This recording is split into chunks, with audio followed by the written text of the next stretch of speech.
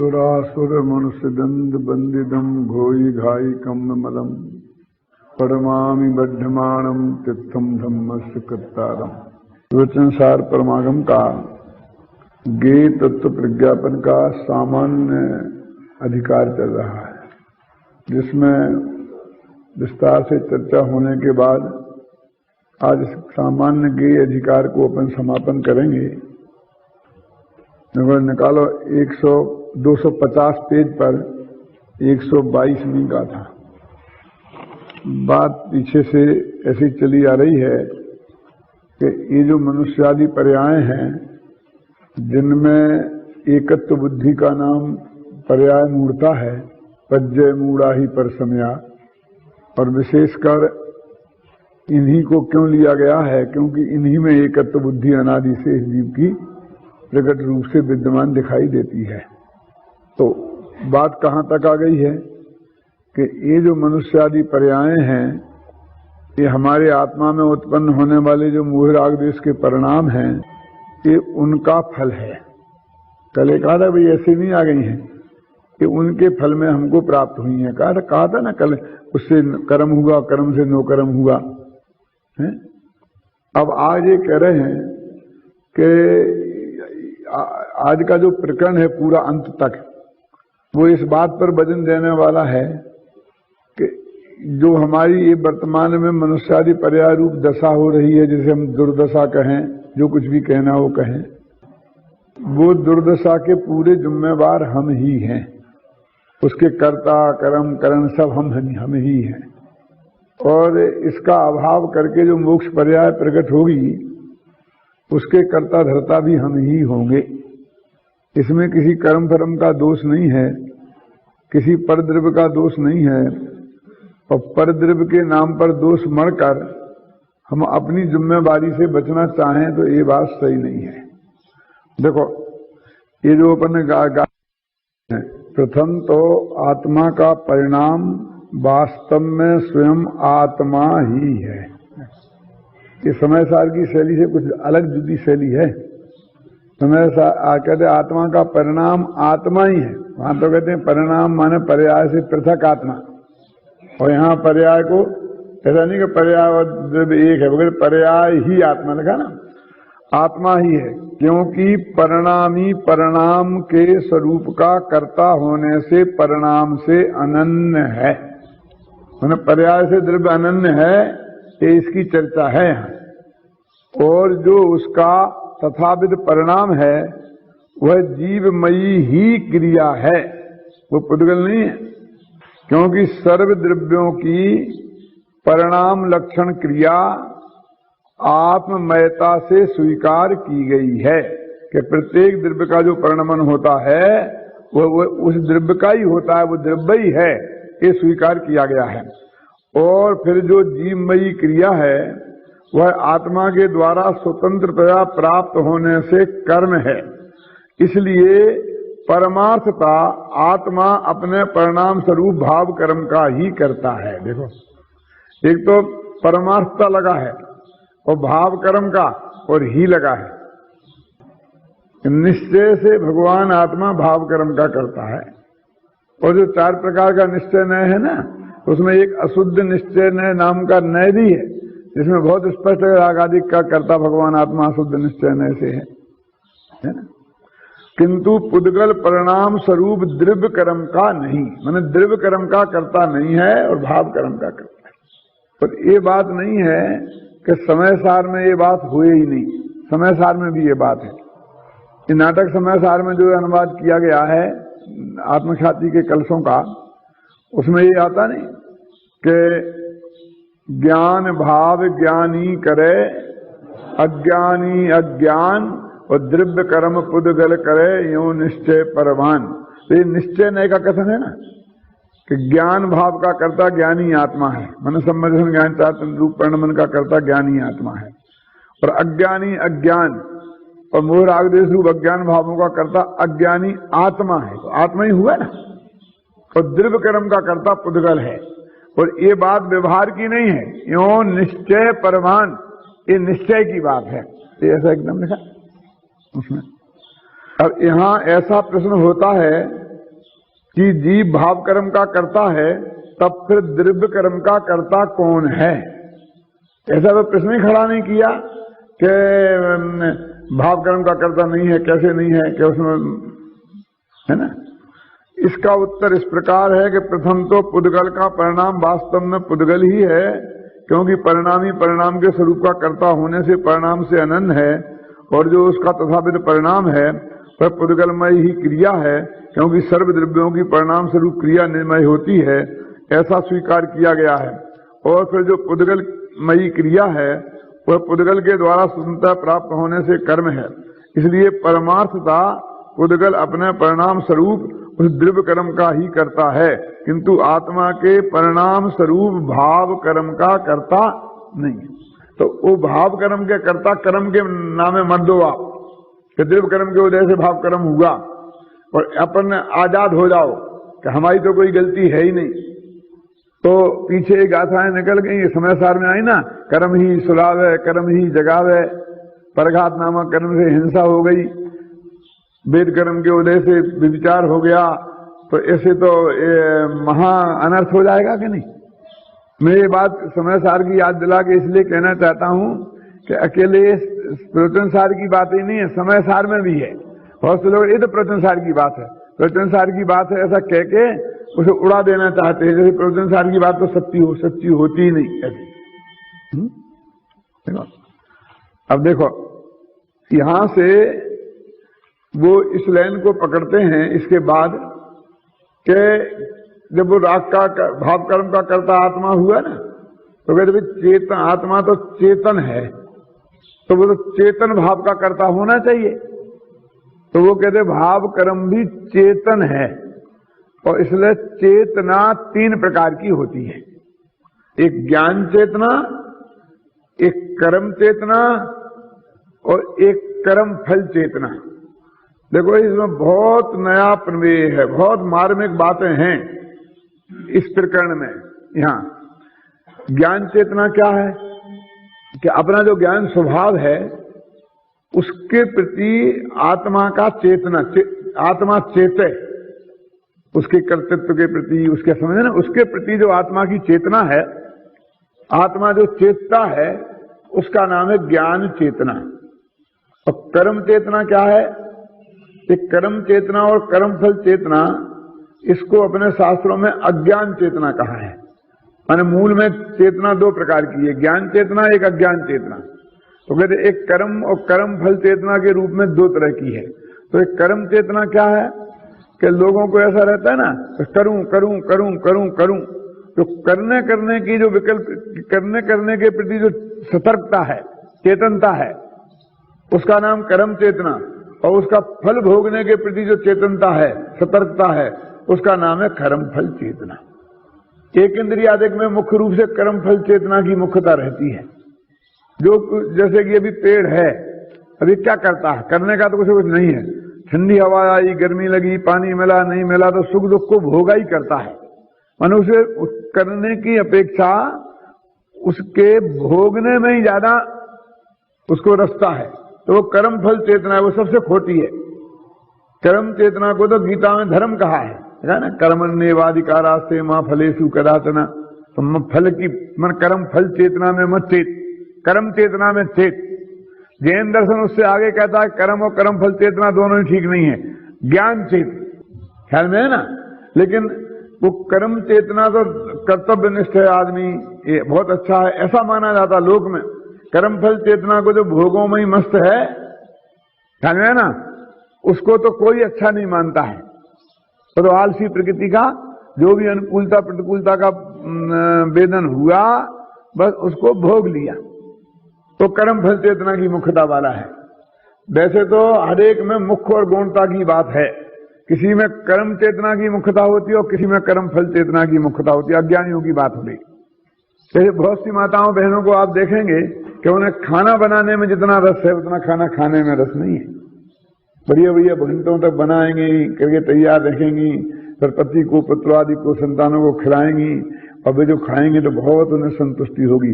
अंत में बचा खुचा कुछ रहेंगी तो खा लेंगी, नहीं खाएंगी तो नहीं खाएंगी, नहीं बचेगा तो भी कोई गिला नहीं। खाने के प्रति उसमें उतनी सतर्कता नहीं है जितनी बनाकर खिलाने में सतर्कता है। वो कर्म चेतना की प्रधानता वाली है।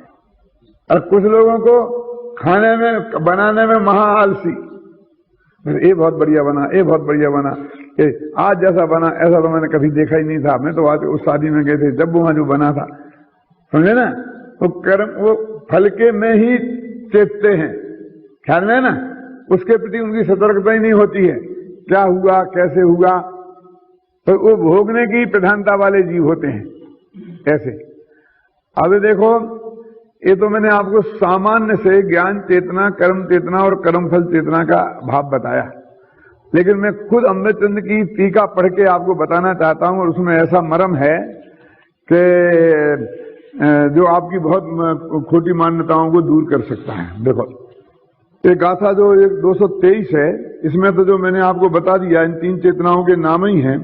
अब आप 124वीं जो गाथा है उसको अपन पढ़ते हैं कि भाई ये क्या है, जिसमें तीनों की परिभाषा दी है कि ज्ञान चेतना क्या है, कर्म चेतना क्या है और कर्म फल चेतना क्या है। प्रथम तो ये देखो 253 पेज पर सबसे नीचे की पंक्ति टीका की। प्रथम तो अर्थ विकल्प वह ज्ञान है। अब ज्ञान की परिभाषा देना, अर्थ विकल्प वह ज्ञान है, तो अर्थ क्या है फिर? तब अर्थ का विकल्प ज्ञान है तो अर्थ क्या? तो स्व और पर के विभाग पूर्वक अवस्थित विश्व वह अर्थ है। सारी दुनिया वो अर्थ है, और लेकिन स्व और पर का विभाग, क्योंकि भेद विज्ञान की मुख्यता वाली बात है ना, इसलिए कहते सारी दुनिया को दो भागों में बांटना। तो दो भाग कौन कौन से? एक का नाम स्व और एक का नाम पर। तो सारी दुनिया को स्व और पर के रूप में जानना एक ज्ञान है, ये कहना चाहते हैं वो। इसलिए कहते हैं कि अर्थ क्या है कि सारी दुनिया जो स्व और पर के रूप में विभाजित है, ऐसी सारी दुनिया वो अर्थ है। एक पॉइंट हुआ। और उसके आकारों का अविभाषण, उसका नाम विकल्प है। अभी विकल्प का बहुत चक्कर चलता है ना, विकल्प का निषेध, विकल्प का निषेध। ये भी एक ज्ञान का स्वरूप ही विकल्पात्मक है, इसका निषेध थोड़ी हो जाएगा। तो रागात्मक विकल्प का निषेध होता है। तो उसके आकारों का, किनके आकारों का? स्व और पर के रूप में विभक्त जो सारा जगत है, उस सारे जगत के आकारों का अविभाषण, उसका नाम है विकल्प। तो उसका नाम हो गया अर्थ विकल्प। और अर्थ विकल्प वो ज्ञान है। विकल्प है जैसे दर्पण के निज विस्तार की भांति। जैसे दर्पण के निज विस्तार में स्व और पर के आकार एक साथ ही प्रकाशित होते हैं, उसी प्रकार जिसमें एक ही साथ स्व और पराकार अवभाषित होते हैं, ऐसा अर्थ विकल्प वह ज्ञान है। यानी ज्ञान की ये शर्त है कि स्व और पर दोनों एक साथ मालूम पड़े। अब मैं आपसे कहता हूं कि मैं तो पहले दिनों से संघर्ष करते करते परेशान हूं, अपने ही मुमुक्षु में, नजदीक के, तुम में, आप में, कि दो पदार्थों का एक साथ ज्ञान नहीं हो सकता, दो पदार्थों का एक साथ ज्ञान नहीं हो सकता। बात नहीं की और किसी की नहीं बात करूंगा मैं, समझा दे परेशान क्या? अरे भाई, वो जो शास्त्र में लिखा है कि क्षेप्सम ज्ञान में दो पदार्थ एक साथ भाषित नहीं होते हैं, वो बहुत स्थूल कथन है। कैसा स्थूल कथन है कि जब मेरे आप सामने मेरे को दिखाई दे रहा है, तब ये पीछे का दिखाई नहीं दे रहा, ऐसा है। लेकिन मैं आपसे पूछता हूं कि आपको दिख रही हैं उंगलियां कितनी हैं? दो है ना? तो दो दिख रही कि नहीं? तो एक साथ दो नहीं दिखते, कहां से लाए? उंगलियां भी दो है ना। मुझे एक साथ दिख रहे हैं, आपके 200 विद्यार्थी यहां बैठे हैं सामने, नहीं दिख रहा है एक साथ। यदि एक साथ दिखना नहीं होवे तो प्रमाण नाम का ज्ञान रहेगा ही नहीं। तो इसमें लिखा परिभाषा में, संस्कृत में देख लो आप, कि दोनों का एक साथ दिखना दर्पण की भांति। दर्पण में स्व और पर दोनों एक साथ प्रतिबिंबित होते हैं, ऐसे हर ज्ञान में स्व और पर एक साथ प्रतिबंधित होते हैं, ज्ञानी के ज्ञान में और अज्ञान में। और इसी आधार पर तो उन्होंने कहा है 18वीं गाथा में कि आबाल गोपाल को भगवान स्वरूप, अनुभूति स्वरूप भगवान आत्मा प्रतिक्षण अनुभव में आ रहा है। तो प्रतिक्षण वो अनुभव में आ रहा, तो पर नहीं आ रहा होगा जानने में। तो पर भी आ रहा, स्व भी आ रहा। अनुभूति के काल में भी, केवल ज्ञान होने के बाद भी, सपक श्रेणी में भी, दोनों का ज्ञान साथ में होता रहता है। कोई का ज्ञान किसी का विरोधी है ही नहीं। हमने पर को जानने में आ गया तो स्व जानने में नहीं आएगा, ऐसा विरोधी है ही नहीं। क्या जैसे पत्नी होती है ना, जैसे मेरी है तो तेरी नहीं हो सकती है, लेकिन मां हो सकती है, जो मेरी है वो तेरी भी हो सकती है। पढ़ो इसमें अच्छी तरह से क्या लिखा है बात में, जिसमें एक ही साथ स्व और पराकार अवभाषित होते हैं, ऐसा अर्थ विकल्प वह ज्ञान है। देखो ज्ञान की परिभाषा, ये ज्ञान चेतना की बात कर रहे हैं, ज्ञान की परिभाषा है। ज्ञान में स्व और पर एक साथ प्रतिभाषित हो, उसका नाम ज्ञान है। तो एक साथ नहीं हो सकते, दो एक साथ नहीं जाने सकते, दो एक साथ नहीं जाने जा सकते। आत्मा और पर को एक साथ नहीं जान सकता, मगर पर को पर रूप जाना जाता है और आत्मा को आत्मा रूप जाना जाता है। ये मैं हूं ऐसा जाना जाता है आत्मा में। इसमें लगा स्व पर के अभेद पूर्वक, ये मैं हूं और ये मैं नहीं हूं, ऐसे भेद पूर्वक जानना होता है, उसका नाम ज्ञान है भाई साहब।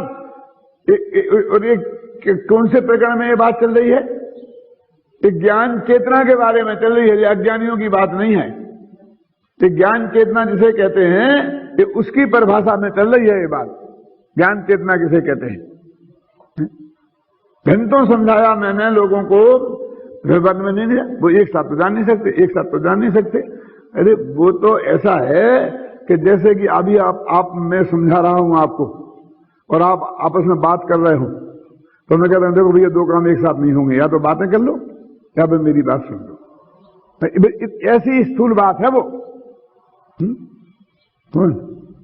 कि भाई तुम मेरी बात सुन, मन ऐसा उपयोग को दूसरी जगह भटकाना और आत्मा, और ऐसे ये कहते हैं कि तुम्हें या तो भैया अंग्रेजी पढ़ लो या फिर धर्म पढ़ लो, डॉक्टरी इंजीनियरिंग पढ़ लो या धर्म पढ़ लो, या धंधा कर लो ये धर्म कर लो। आता है ना, दो एक काम नहीं हुए सयाने, विषय भोग अरु मोक्ष जाने। दो मुँह सुई सिया न कंथा, दो मग पंछी चले न पंथा, और दो एक काम नहीं होए सयाने, और विषय भोग और मोक्ष भी जाने।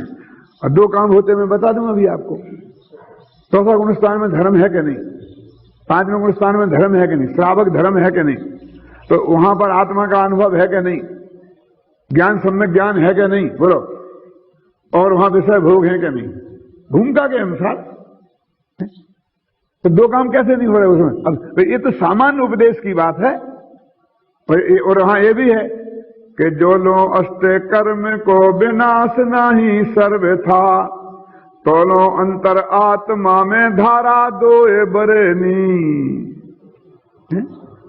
है कि नहीं?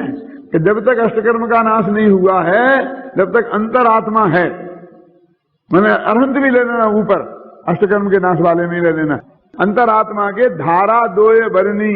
क्या? एक ज्ञान धारा, एक शुभाशुभ कर्म धारा। दोनों एक साथ होती कि नहीं होती हैं? दो काम एक साथ कैसे नहीं होते? तो फिर धर्म धर्म ही नहीं है। क्यों? लेकिन प्रेरणा देने के लिए तो गृहस्थ दशा से सीधा मोक्ष नहीं होता है, केवल ज्ञान नहीं होगा, परिपूर्ण धर्म की प्राप्ति नहीं होगी। इसलिए कहते हैं भैया दो काम नहीं होंगे, तुम्हें दीक्षा लो, दीक्षा देने की प्रेरणा के लिए वो बात कहे तो कोई ऐसी उपदेश की भाषा में चले, लेकिन तत्व की भाषा में तो बात क्लियर आ जाएगी सामने कि ऐसी बात तो नहीं है। चौथे गुण स्थान की भी भूमिका है, वो भी मोक्ष मार्ग वहां से आरंभ हो गया है, और पांचवें में आ रहा हो, छठवें सातवें में भी यही है ना, छठवां सातवां।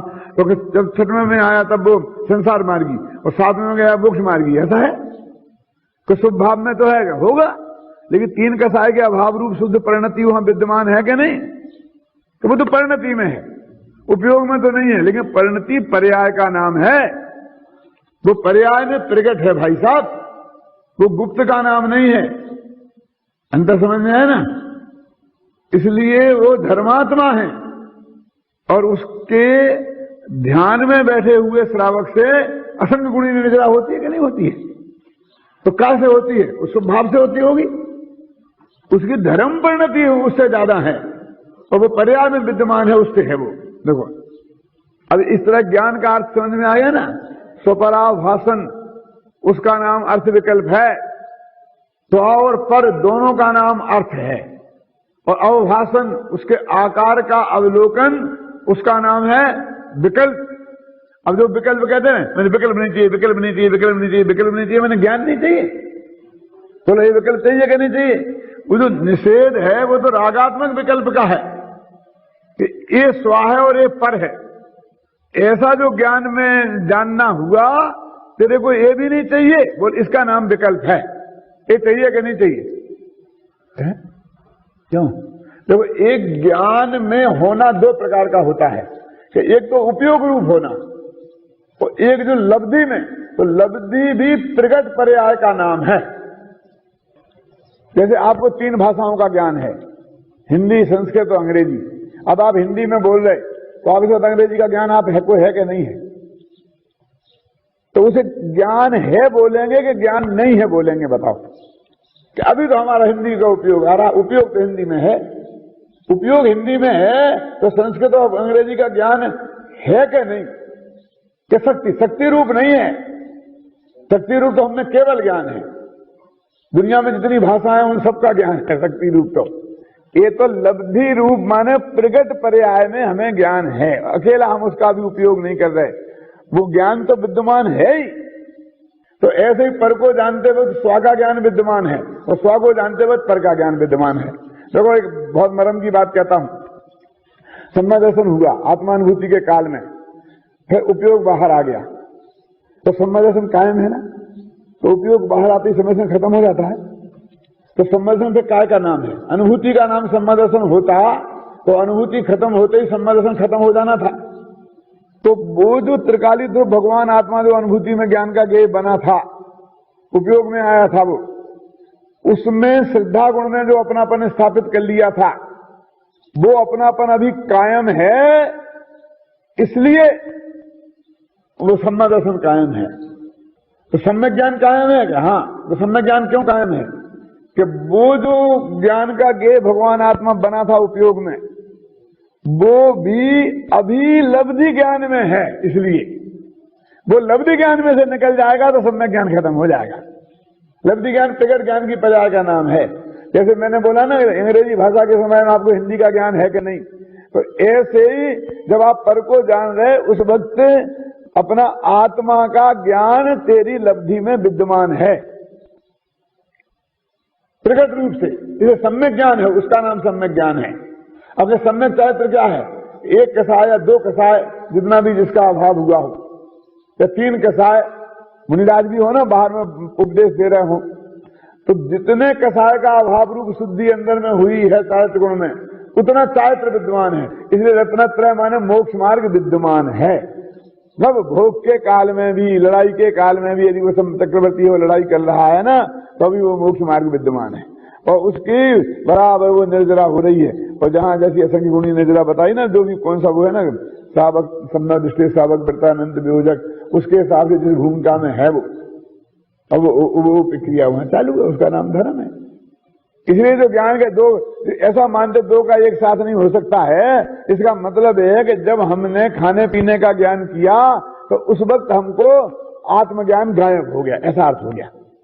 यानी मैं प्रवचन कर रहा हूं, तो मेरा अभी ये पढ़ रहा हूं, स्पीकर का ज्ञान और आप लोगों का ज्ञान हो रहा है, तो मेरा आत्मज्ञान गायब हो गया, मैं इस वक्त आत्मज्ञानी नहीं हूं। क्यों? ये क्या समझ है? मैं आत्मा को समझा रहा हूं, तो मेरा उस वक्त उपयोग तो भाषा पर है ना, समझाने पर है कि नहीं? कोमल चंद जी, आप पर है नहीं, तो मैं मेरे को आत्मज्ञान है कि नहीं? और नहीं है तो मैं समझा क्या रहा हूं? और मैं आपको समझा रहा हूं, तो वो आत्मज्ञान भी है, और मैं समझा रहा हूं, और आपकी समझ में आ रहा कि नहीं आ रहा, ये भी मेरी समझ में आ रहा है। तो इसका भी ज्ञान मेरे को हो रहा कि नहीं? और इन दोनों गानों को एक साथ होने में क्या दिक्कत है? ये एक भूत दिमाग में से निकाल दो, तो एक समय एक ही का ज्ञान हो सकता है। इसलिए यदि पर को जानेंगे तो स्वा नहीं जान पाएंगे, इसलिए वो स्वा को जानने के लिए पर का ज्ञान बाधक हो गया। इसलिए पर का ज्ञान बाधक, जो बाधक है वो तो शत्रु है, और उसको उस शत्रु की श्रेणी में नहीं करो, तेरा स्वभाव है भाई साहब। क्यों? देखो अभी आगे पढ़ता हूं। जो आत्मा के द्वारा किया जाता है वह कर्म है। ज्ञान की बात हो गई, अब आत्मा के द्वारा किया जाता है वो कर्म है। प्रतिक्षण उस भाव रूप होता हुआ आत्मा वास्तव में किया जाने वाला जो भाव है वही आत्मा के द्वारा प्राप्त होने से कर्म है। चाहे वो राग द्वेष रूप भाव हो, और चाहे वीतरागता रूप भाव हो, ख्याल में है ना। और वह कर्म एक प्रकार का होने पर भी द्रव्य कर्म रूप उपाधि की निकटता के सद्भाव के कारण और असद्भाव के कारण अनेक प्रकार का है। देखो क्या कहते हैं, वो यद्यपि वो कर्म तो एक ही प्रकार का है, लेकिन द्रव्य कर्म की उपाधि के सद्भाव और असद्भाव दोनों ही लिए, और उसका तारतम्य, उस तारतम्य के वजह से उसमें बहुत कभी कम राग, कभी ज्यादा राग, कभी वीतरागता, कभी राग, कभी द्वेष नहीं होना, और कभी कम द्वेष होना, कभी ज्यादा द्वेष होना, ऐसे उसमें असंख्य लोक प्रमाण भेद पड़ते हैं। उस कर्म के द्वारा उत्पन्न किया, ये हो गया कर्म चेतना, वो सब कर्म चेतना है। और वो भाव कर्म, मतलब भावों का कर्तृत्व वो कर्म चेतना है। और उस कर्म से उत्पन्न हुआ जाने वाला सुख दुख वो कर्म फल है। देखो कर्ता और भोक्ता, तो कर्म चेतना में कर्तापन की मुख्यता होती है और कर्म फल चेतना में भोक्तापन की, है ना। तो सुख दुख तो उसको भोगता है वो। यहाँ द्रव्य कर्म रूप उपाधि की निकटता के असद्भाव के कारण जो कर्म होता है उसका फल तो अनाकुत लक्षण प्रकृतिभूत सुख है। क्या कह रहे, द्रव्य कर्म की उपाधि का अभाव हुआ तो अनाकुल सुख प्रकट होगा, और द्रव्य कर्म की उपाधि का सद्भाव हुआ तो उसमें पुण्य पाप के उदय के अनुसार सुख दुख रूप सुख दुख होगा। ये सब ले लेना, ये सब कर्म फल चेतना है ना। इस प्रकार ज्ञान कर्म और कर्म फल का स्वरूप निश्चित हुआ। फिर भावार्थ, जिसमें देखो पढ़ो और जरा स्पष्ट है, जिसमें स्वरूप से और पररूप से परस्पर में एक में एक हुए बिना स्पष्ट भिन्नता पूर्वक एक ही साथ प्रतिभाषित हो सो ज्ञान है। और ये ज्ञान चेतना वाला ज्ञान है भाई साहब, ये अज्ञान वाला ज्ञान नहीं है। कितना स्पष्ट शब्दों में लिखा है मोहनलाल जी, तो लिखा 100 पर एक साथ अभाषित हो उसका नाम ज्ञान है। तो तुम कहते वो ज्ञान, तो ज्ञान का स्वरूप ही नहीं। गुरुदेव बोलते हैं ज्ञान स्वभाव, ज्ञान का स्वभाव जान, ज्ञान का स्वभाव 100 पर को एक साथ जानने का है भाई साहब। और तू कहता है कि एक साथ जानता नहीं ज्ञान, ज्ञान एक साथ जानते नहीं, कि क्षेत्र ज्ञान नहीं जानता, केवल ज्ञान जानता है, तो क्षेत्र ज्ञान ज्ञान नहीं है। जब ज्ञान का लक्षण ये है स्वपराव भाषण, क्यों ज्ञान का लक्षण अर्थ विकल्पात्मक ज्ञान का लक्षण है, तो वो तो सम्यक ज्ञान रूप से ज्ञान में तो घटित होगा ही, वो मिथ्या ज्ञान में भी घटित होगा। वो पूरी ज्ञान पर्याय में निगोदिया से लेकर मुक्त के ज्ञान पर्याय में घटित होगा, तब वो ज्ञान का लक्षण कहलाएगा, नहीं तो वो ज्ञान का लक्षण नहीं कहलाएगा। लिखा कि नहीं लिखा? इसलिए तो जीव के द्वारा किया जाने वाला भाव वह कर्म है। उसके मुख्य 2 रूप भेद हैं, निरूपाधिक स्वभाव शुद्ध भाव रूप कर्म और औपाधिक स्वभाव भाव रूप कर्म। ये बात अपन ने चर्चा कर ली है, आगे बढ़े। देखो फिर देखो 256 पेज पे, प्रथम तो आत्मा वास्तव में परिणाम स्वरूप ही है। हमें तो परिणामी आत्मा ही नहीं है, आत्मा तो अपरिणामी है। देखा, प्रथम तो आत्मा परिणाम स्वरूप ही है, क्योंकि परिणाम स्वयं आत्मा है। देखा क्यों है, तुम्हारा देवेंद्र आत्मा में है कि नहीं? तो एक अपने जयपुर का छपा नहीं, सोमड़ का छपा है, गुरुदेव के जमाने का, और कहीं भी जाके देख लो। जैसा कि 112वीं गाथा में भगवत कुंदकुंदाचार्य देव ने स्वयं कहा है, टीका में लिखते अमृतचंद कि मैं नहीं कह रहा हूं, कुंद ने स्वयं कहा है, तथा परिणाम चेतना स्वरूप होने से ज्ञान कर्म और कर्म फल रूप होने से स्वभाव वाला है ना।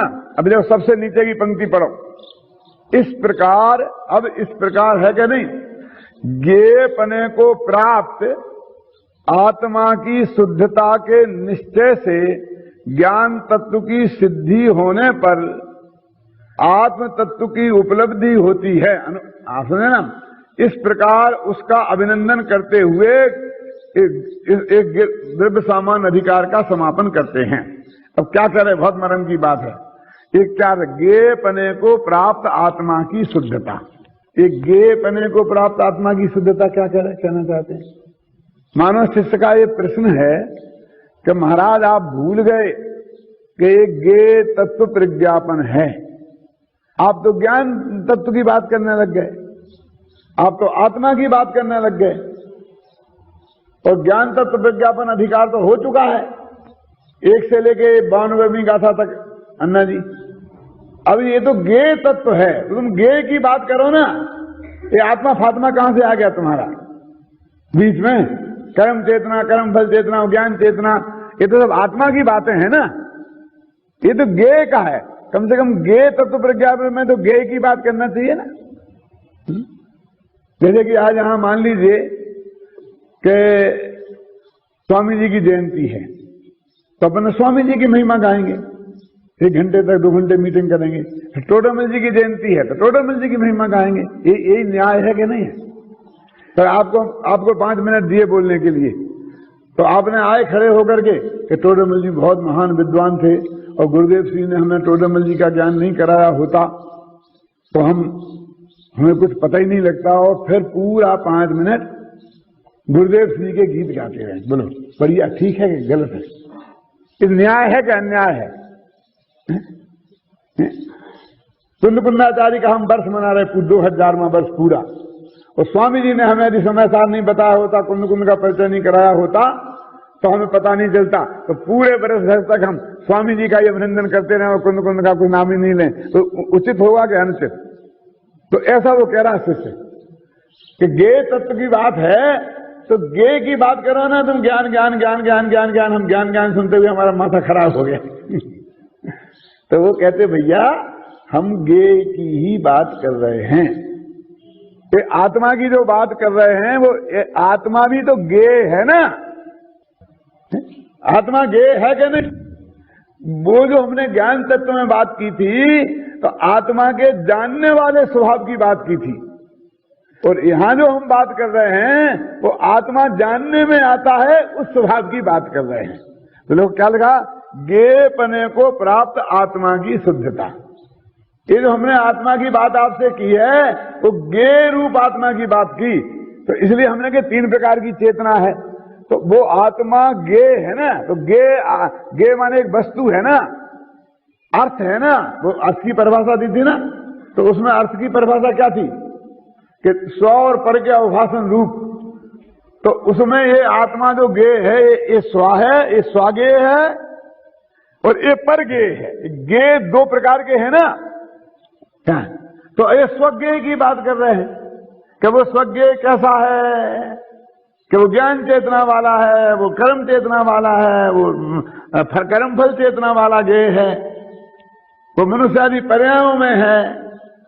ख्याल में ना वो कैसे संयोगों में है?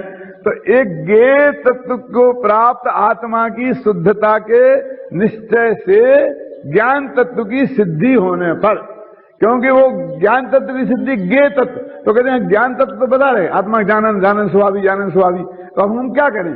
वो आत्मा का स्वभाव यदि ज्ञान है तो वो ज्ञेय आत्मा का ज्ञेय रूप से वर्णन करेंगे तो आत्मा के ज्ञान स्वभाव की बात नहीं आएगी। पुद्गल है, पुद्गल भी एक ज्ञेय है ना, तो उसका स्वभाव रूप स्कंध स्पर्श वाला है, तो उसकी बात करेंगे तो रूप से स्कंध की चर्चा आएगी कि नहीं आएगी?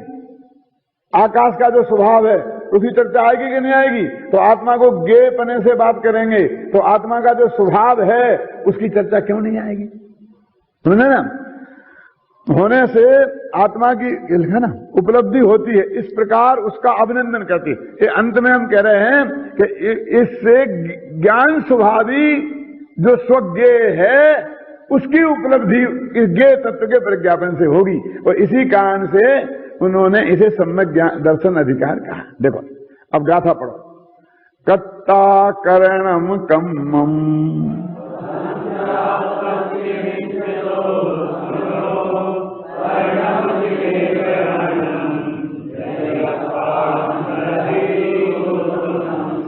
तो यदि श्रमण कर्ता करण कर्म और कर्म फल आत्मा है, देखो कर्ता आत्मा, करण आत्मा, कर्म आत्मा और कर्म फल आत्मा, ये आत्मा के रूप है ना। मैंने ज्ञान चेतना वाला आत्मा, कर्म चेतना वाला आत्मा, कर्म फल चेतना वाला आत्मा, क्या लिखा है? ऐसा जो आत्मा, ऐसा निश्चय वाला, ऐसा निश्चित जिसने किया है, जिस श्रवण ने ये निश्चय किया है कि ये आत्मा ही ज्ञान चेतना, कर्म चेतना और कर्म फल चेतना का कर्ता है, करण है, कर्म है, सब कुछ ये आत्मा के भीतर ही है। पर द्रव्य का इसमें कोई हस्तक्षेप नहीं है, ऐसा जिसने निर्णय किया है निश्चय वाला होता हुआ अन्य रूप परिणमित नहीं होता। माने रागा उसका द्रव्य कर्मों का कर्ता नहीं बनता, नो कर्मों का कर्ता नहीं बनता, शरीर की क्रिया का कर्ता नहीं बनता, इस सारी दुनिया का कर्ता भोक्ता नहीं बनता, उनके साथ कर्ता कर्म कारक का संबंध स्थापित नहीं करता। ऐसा आत्मा शुद्ध आत्मा को उपलब्ध करता है, देखा, शुद्ध आत्मा को उपलब्ध करता है ना। अपाणम लहदी शुद्धम। अभी टीका में बहुत विस्तार से खुलासा किया है, इसमें काफी समय लगेगा, चिंता नहीं करना, पूरा समय इसी में जाने वाला है। जो पुरुष इस प्रकार कर्ता करण कर्म और कर्म फल आत्मा ही है, देखा ना, यह निश्चय करके वास्तव में परद्रव्य रूप परिणमित नहीं होता, वही पुरुष जिसका पर द्रव्य के साथ संपर्क रुक गया है और जिसकी पर्यायें द्रव्य के भीतर विलीन हो गई हैं।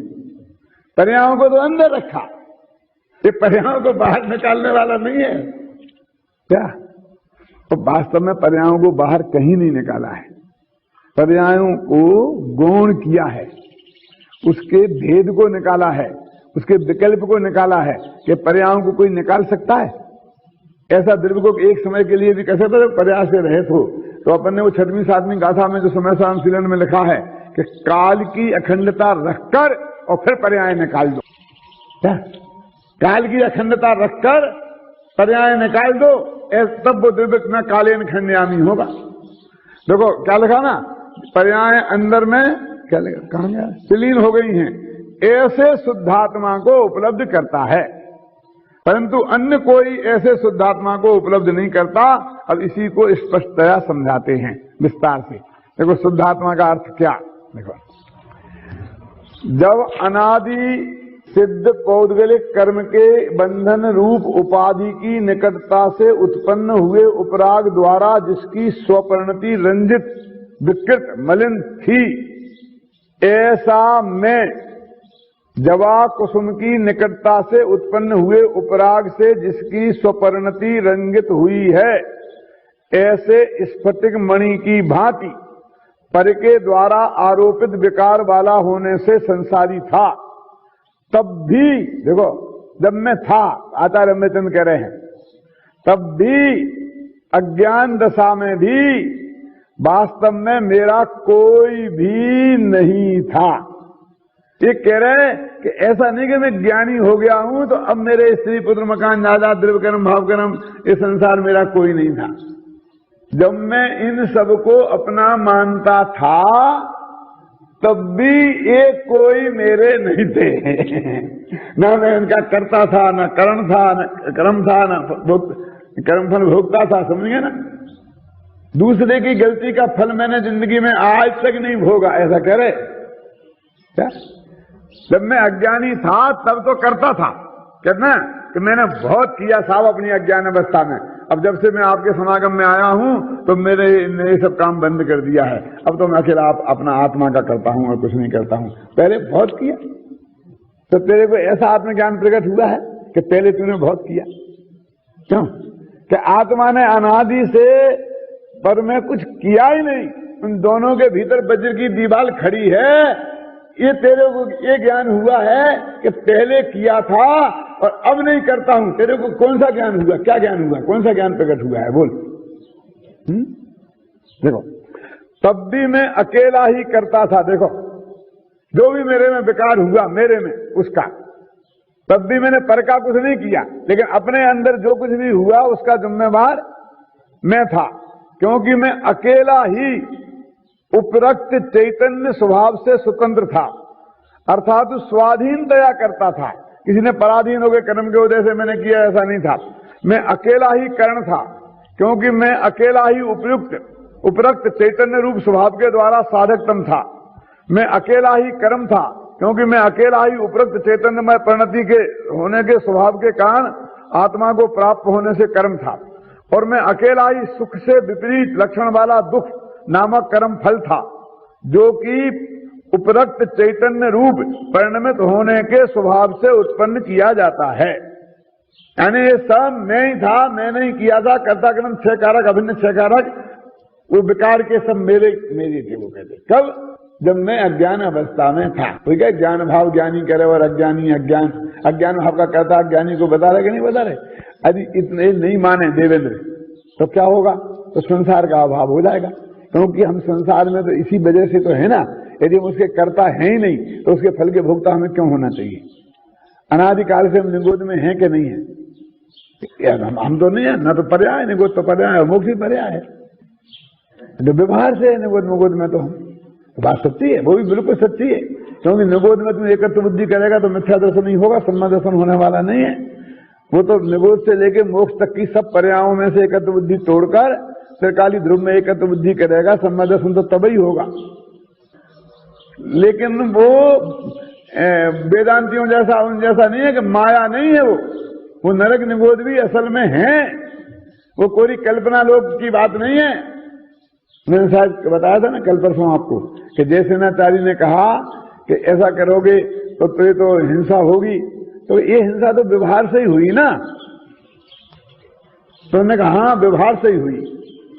तो उन्होंने कहा और इसके फल में तुम नरक में भी व्यवहार से ही जाओगे। तो नरक में व्यवहार से जाओगे तो बोलो, मैं आपसे पूछता हूं कि नरक में जाओगे कि नहीं जाओगे? झूठा है तो नहीं जाओगे, ऐसा अर्थ है। क्यों? इसलिए तुम्हें यदि नरक में नहीं जाना हो तो तुम इसको व्यवहार हिंसा को भी छोड़ दो। ऐसा मैं आपसे बोलता हूं ना, जैसे मान लो राग है, ये क्रिया है, ये सब व्यवहार है, समझे ना। लेकिन ये नरक स्वर्ग इसके फल में है कि नहीं है? 4 गति और 84 लाख योनियां हैं कि नहीं है? अभी आगे ये आने वाला है। देखो अभी ये तो बेकार के हुए, अब मोक्ष जाने की सुनो। और अब ये तो जब की बात थी, जब मैं अज्ञानी था, क्यों? और अब की बात सुनो कि अब क्या है। अनादि सिद्ध पौद्गलिक कर्म के बंधन रूप उपाधि की निकटता के नाश से जिसकी शुभ सिद्ध सहज स्वाभाविक स्वपरिणति प्रकट हुई है, ऐसा मैं। देखो कितनी बात। ऐसा नहीं कि ऐसा जीव, कि ऐसा जीव, ऐसे थर्ड पर्सन की बात नहीं करते हैं, सीधी कहते मैं, ऐसा मैं। जवा कुसुम की निकटता के नाश से जिसकी सुप्रसिद्ध सहज स्वपरिणति पैदा हुई है, ऐसे स्फटिक मणि की भांति। वो जवा कुसुम समझते हो? एक फूल होता है और एक स्फटिक मणि होता है। तो स्फटिक मणि में जैसा फूल लगा दो पीछे, वो सारा मणि वैसा दिखने लगता है। तो अब कहते हैं कि वो जवा कुसुम की डांक नहीं लगी है, इसलिए जैसा निर्मल। अब मणि कैसा दिखता है? जैसा है, जैसा उसका स्वभाव है वैसा दिखता है। तो जैसा उसका स्वभाव है वैसा दिखता है ना, और वैसा ही है ना। और जब जवा कुसुम की डांक लग गई थी तब दिखता था, लाल डांक लगी थी तो लाल, लेकिन उस वक्त भी था ऐसा ही जैसा अभी दिख रहा है, कि जैसा जब दिख रहा था वैसा नहीं था। ठीक है कि नहीं? फर्क हो गया ना। दिखता था जवा कुसुम की डांक के अनुरूप था जैसा अभी है। तो अभी और तब आत्मा तो एक सा ही था ना, ये उसकी अनन्यता है। पर के आरोपित विकार रुक गया है, ऐसा होने से एकांतता मुमुक्षु है। मैं एकांतता मुमुक्षु हो गया हूं। अब अभी भी मैंने मुमुक्षु दशा में, अब अर्थात ज्ञान दशा में भी वास्तव में मेरा कोई भी नहीं है। न तब भी मेरा कोई नहीं था और अब भी मेरा कोई नहीं है। अभी भी मैं अकेला ही करता, जो भी परिणाम मेरे हैं उनका करता, क्योंकि मैं अकेला ही सुविसिद्ध चैतन्य रूप स्वभाव से स्वतंत्र हूं, अर्थात स्वाधीनता करता हूं। मैं अकेला ही करण हूं, मैं अकेला ही सुविसिद्ध चैतन्य रूप स्वभाव से साधकतम हूं।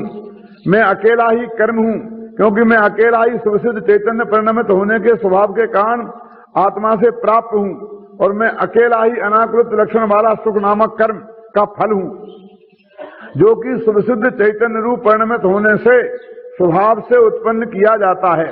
इस प्रकार देखो, बंध मार्ग में और मोक्ष मार्ग में आत्मा अकेला ही है। यह है एकत्व भावना। शिव सर्ग नरक निगूद में जावे अकेला आत्मा। शिव माने मोक्ष और नरक निगूद आ गया ना, शिव नरक निगूद में जावे अकेला आत्मा। मैं बंद मार्ग में भी अकेला हूं, माने मैं अपने कार्यों का जिम्मेवार पूरा मैं ही हूं, और मोक्ष मार्ग में भी मेरे कार्यों का जिम्मेवार मैं हूं। यदि बंद मार्ग में मैं अपने कार्यों का जिम्मेवार नहीं हुआ तो मोक्ष मार्ग भी मेरे हाथ की बात नहीं रहेगी और मेरे कार्यों का फल नहीं होगा वो, है ना।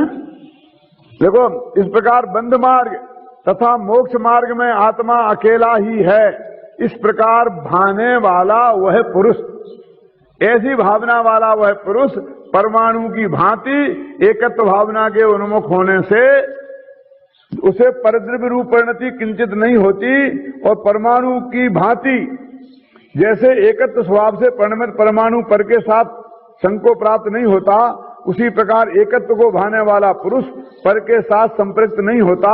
इसलिए परद्रव्य के साथ असंबद्धता के कारण वह सुविसिद्ध होता है, और कर्ता करण कर्म व कर्म फल की को आत्मा को रूप से भाता हुआ वह पुरुष पर्यायों से संकीर्ण नहीं होता।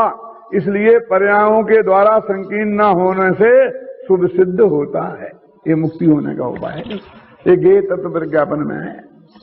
ऐसा क्या कहते, पर्याय विकारी पर्यायों का कर्ता भी आत्मा था। अभी एक बात और मैं आपसे बोलता हूं कि शिखर जी में ये चर्चा चली थी जब मैं गया था ना 5-6 साल पहले, बहुत चली थी कि राग का कर्ता आत्मा है कि नहीं है। तो वो तो नहीं नहीं नहीं नहीं नहीं नहीं वाली धुन चलती है ना। तो मैंने ये बात समझाई तो वो तो प्रचुरसार की बात है। चलो प्रचुरसार की बात है, तो प्रचुरसार कुंद कुंद का ही है, अमृतचंद की टीका है ना। चलो वो चलो निपटा दे। मैं कहा समय सार में बताऊं, वो समय सार का निकाल के बताए, 25 गाथा है कम से कम। आप सुने ना, तो अज्ञान अवस्था। तो मैं कब कहता हूं अज्ञान अवस्था में ही अज्ञान का कर्ता होगा ना, तो ज्ञान अवस्था में अज्ञान का कर्ता कैसे होगा? क्यों? तो ज्ञान अवस्था में अज्ञान होगा ही नहीं, इसलिए कर्ता नहीं होगा। होता तो कर्ता होता। नहीं है सुन सतना, मैं अभी क्या कहना चाहता हूं तो थोड़ी बारीक है इसमें, इतना इतना इतना सरल नहीं जितना तुम हंस के टाल रहे हो। कि ये कहता हूं कि वो जो अज्ञान रूप मोह राग देश है, अनंतानुबंधी राग है और मिथ्यात्व है जिसे अज्ञान भाव कहते हैं, वो तो वहां है ही नहीं ज्ञानी के। तो उसका कर्ता नहीं है, इस कहने में दम क्या है मुझे बताओ आप, कि जो चीज है नहीं उसका कर्ता नहीं है। वो हो वो उसका कर्ता है कि नहीं, और वो नहीं है तो कौन है, तब समस्या खड़ी होती। ज्ञानी के ज्ञान भाव है, वो ज्ञान भाव का कर्ता है। अज्ञानी के अज्ञान भाव है, वो अज्ञान भाव का कर्ता है। इतनी सी तो बात है कि ज्ञानी अज्ञान भाव का कर्ता नहीं है, तो ज्ञानी के अज्ञान भाव है कि नहीं है तो काहे का कर्ता होता है? अब समस्या क्या है कि ज्ञानी के राग भाव है कि नहीं। अब राग भाव शब्द का प्रयोग एक अज्ञान भाव के रूप में भी होता है, जो अनंतानुबंधी राग के अर्थ में भी होता है, मिथ्यात्व सहित राग के अर्थ में भी होता है, वो ही अज्ञान भाव के खाते में जाता है। वो जो सम्मत दृष्टि के राग होता है वो अज्ञान भाव के खाते में नहीं जाता। पहले उसे ज्ञान भाव कहो नहीं कहो, चाहे तो की कमजोरी कहो, लेकिन उसे अज्ञान भाव भी नहीं कह सकते। तो उस राग का कर्ता है कि नहीं बोलो। अब उसमें यह है कि कर्तृत्व बुद्धि नहीं है, इसलिए वो कर्ता नहीं है, माने अपने को कर्ता नहीं मानता है। एक अपेक्षा तो ये है, और एक ये है कि उसका कर्ता है। ये भी समय सार में भी है। जो सुनो अब क्यों है कि यदि उसका कर्ता कथनचित भी नहीं हो, सर्वथा नहीं हो, मतलब तो उनसे जिन प्रकृतियों का बंध है वो नहीं होना चाहिए। ध्यान सुने ना, वो जीव के साथ उन प्रकृतियों का बंध क्यों होता है? जब उनका कर्ता वो है ही नहीं बिल्कुल। जैसे मैं आपके राग का कर्ता नहीं हूं, तो आपके राग के कारण मुझे कुछ प्रकृतियों का बंध नहीं होता है। और वो उन राग रूप परिणमित स्वयं हुआ कि नहीं हुआ, तो ये भी अपेक्षा है एक।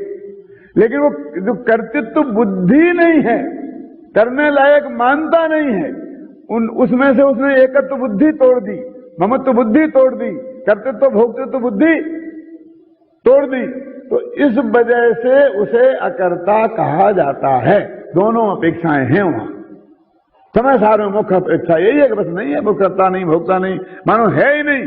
तो उन्होंने ऐसा लिखा ना कि अशुद्ध निश्चय ऐसे तो करता है ही, तो अशुद्ध निश्चय ने तो अज्ञानी के घटित होता है, ज्ञानी के घटित ही नहीं होता एक तरीके से राग का।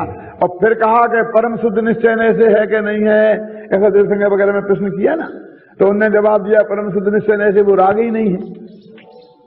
राग नहीं है माने उत्तरकाली ध्रुव में नहीं है, ये मतलब ये है। जैसे हल्दी और चूना मिलकर के, हल्दी पीली और चूना सफेद, तो मिलके लाल रंग हो गया है, तो हल्दी हुई लाल के चूना हुआ लाल। तो ऐसा भी कह सकते कि हल्दी के संयोग से चूना लाल हो गया, ऐसा भी कहते चूना के संयोग से हल्दी लाल हो गई, ऐसा भी कहते दोनों मिलके लाल हो गए। और परम शुद्ध निश्चय से कि परम शुद्ध निश्चय कहते हैं कि हल्दी और चूना कभी मिलते ही नहीं, इसलिए कुछ होने का सवाल ही कहा है। हल्दी अभी भी पीली है और चूना अभी भी सफेद है, वो मिलते ही नहीं। तो ऐसा कहते परम शुद्ध निश्चय से तो राग है ही नहीं, तो उसका कर्ता होने का सवाल कहां खड़ा होता है।